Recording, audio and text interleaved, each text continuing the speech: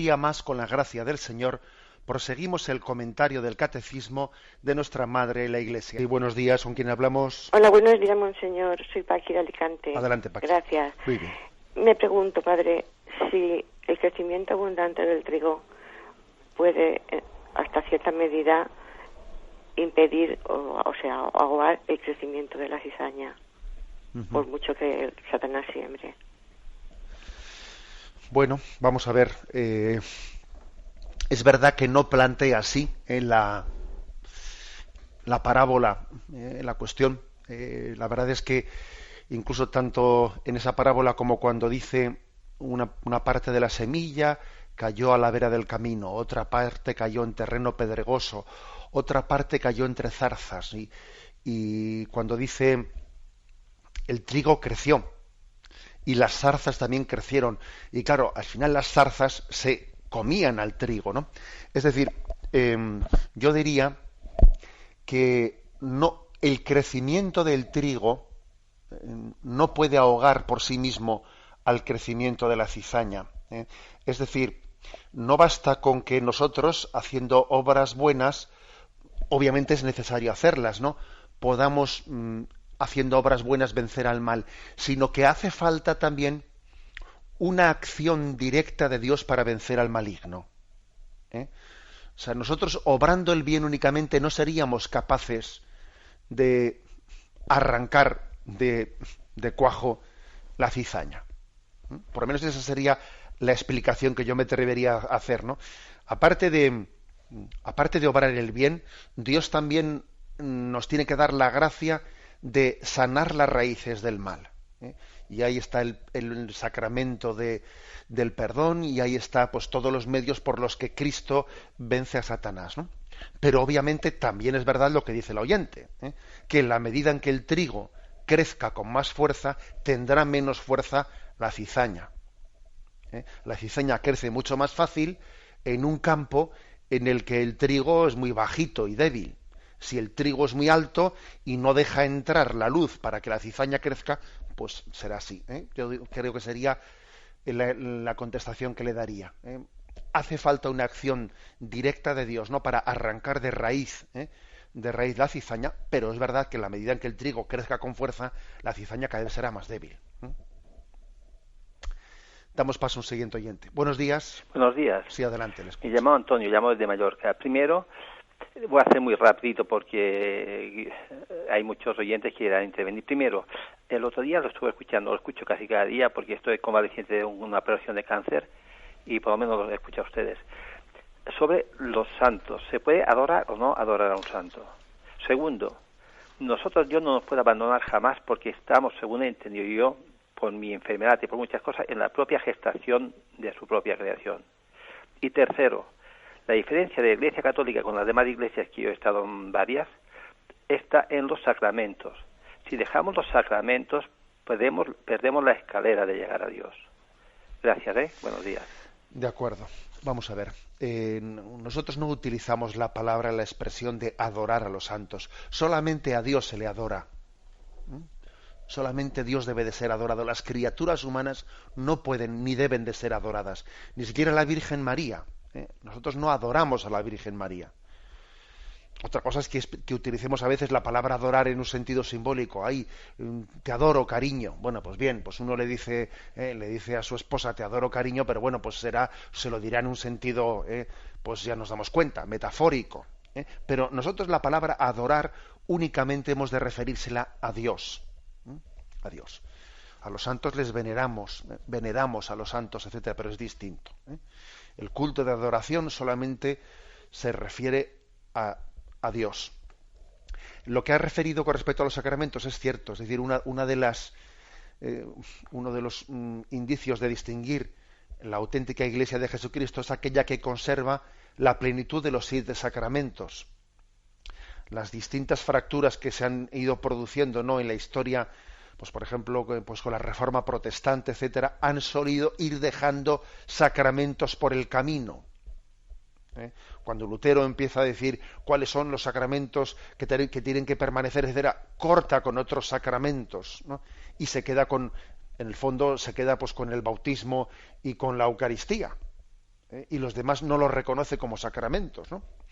Por eso sí, la plenitud de los sacramentos, los 7 sacramentos, desde los que Cristo nos alimenta, pues están recibidos en la Iglesia católica. Si queréis, también en la Iglesia ortodoxa, que nosotros decimos que también que la Iglesia ortodoxa también mantiene la sucesión apostólica y por lo tanto la plenitud también de los sacramentos.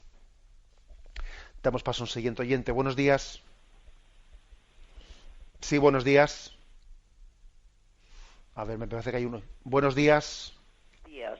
Sí, adelante, le escuchamos. Pues mire, yo quería hablarle de un chico, bueno, un señor ya, que dice que uno que ha vivido toda su vida lejos de la iglesia y todo, que eso de arrepentirse al final, que eso no puede ser, que eso no es justicia de Dios, que eso no. Y claro, yo no tengo influencia sobre él para poderle convencer de que Dios es misericordia y siempre está dispuesto a perdonar.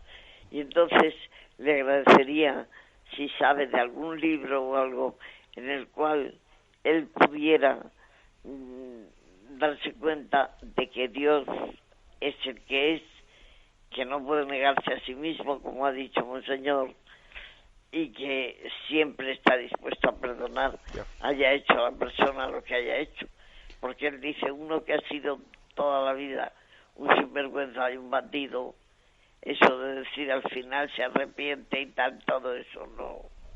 De acuerdo, le respondo que sea brevemente. Mire, yo creo que la mejor lectura que se le puede recomendar es el propio Evangelio. El propio Evangelio creo que es la mayor muestra de ello. Supongo que esa persona tiene esa dificultad, que es la misma dificultad que tenían los fariseos, a los que Jesús les dirigió la parábola del hijo pródigo. Es la misma dificultad del hermano mayor de la parábola del hijo pródigo, que no terminaba de tragar que su hijo hubiese vuelto a casa y fuese recibido como hijo. Es que claro, es que es la historia del Evangelio, ¿no? O como esa indignación de los que ven cómo reciben la misma paga, los que habían sido contratados para hora y media, final de la tarde, reciben la misma paga que los que habían sido contratados desde la primera hora de la mañana. Es que el Evangelio entero está lleno, ¿no?, de esos signos. ¿Por qué a veces tenemos esa resistencia?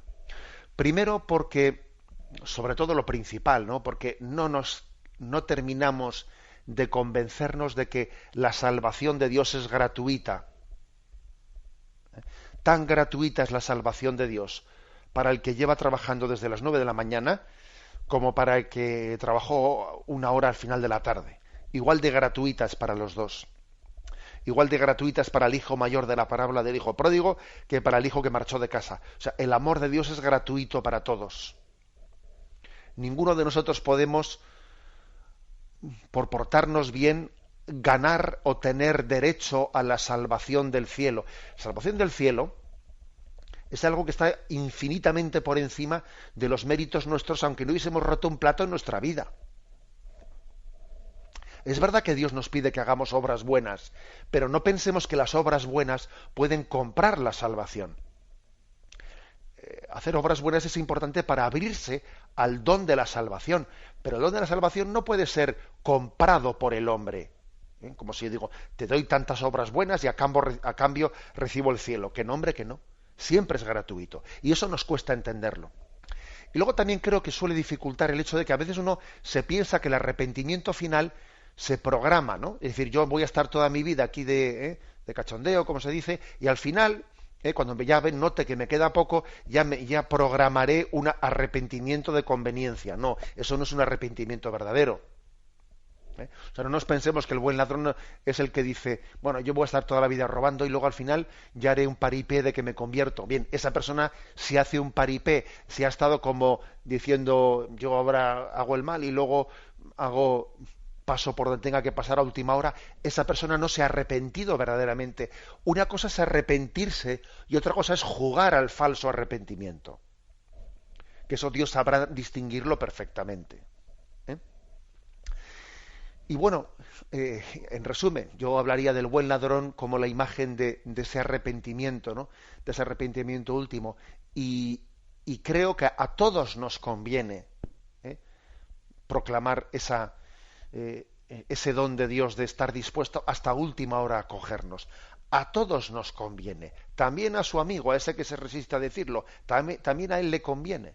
Porque posiblemente cuando formula tal dificultad tenga un poco del hermano mayor de la parábola del hijo pródigo, o tenga un poco de aquel que se quejaba de que los de la última hora también han sido, se les ha dado lo mismo que a los desde el principio. O es que nosotros nos vamos a quejar porque Dios sea bueno. Es decir, esa queja del hombre porque Dios es bueno, en el fondo indica que todavía nos falta conversión. Así de claro. Por lo tanto, ojalá Dios también nos acoja a última hora a nosotros como nosotros nos quejamos de que acoge a algunos, porque nos falta conversión todavía. Me despido con la bendición de Dios Todopoderoso, Padre, Hijo y Espíritu Santo. Alabado sea Jesucristo.